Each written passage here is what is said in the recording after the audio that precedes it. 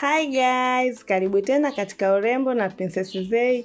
Kutokana na maombi ya wengi, leo tumewaletea tutorial maalum ya jinsi ya kusuka mbenjuo step by step.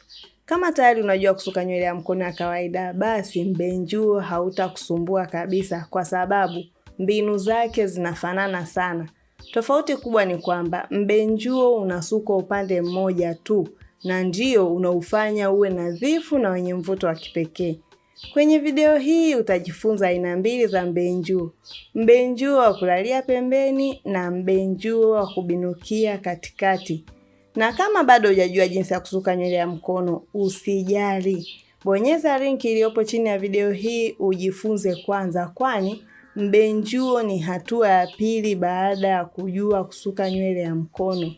Tunaanza. Utaanza kwa kukata mstari. Mstari utakata sehemu yoyote ile kwa kuwa wewe ndo unaanza kujifunza.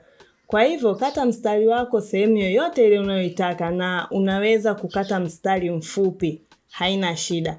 Kwa mimi hapa nakata mstari wa pembeni ili muone kwa uzuri. Na mstari unaokata ni mstari mmoja tu, haukati mistari miwili. Baada ya kukata mstari wako, utazichana nywele zako vizuri. Kisha jinsi ya kuanza kusuka, naomba unitazame kwa umakini. Haukati mstari wa katikati, unakata mstari mmoja tu. Jinsi ya kuanza kusuka, unatakiwa uchote kanywele kadogo ka kwanza, halafu unakatenga pembeni. Huu ni mbenjuo aina ya kwanza, mbenjuo wa kulalia pembeni. Kwa hiyo unachota kanywele kadogo ka kwanza ambako katakuwa kapembeni, katakuwa kanavuta nywele zingine zinakuja hapo pembeni. Halafu utachota na kanywele ka pili.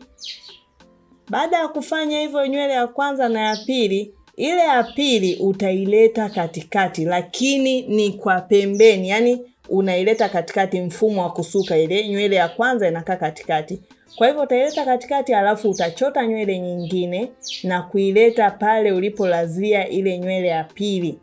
Ukileta pale, ile ya katikati utaitoa na kuirudisha kule kwenye nywele uliotoa nywele ya tatu. Alafu ndio wakati huo unachukua nywele ya kwanza na kuileta katikati.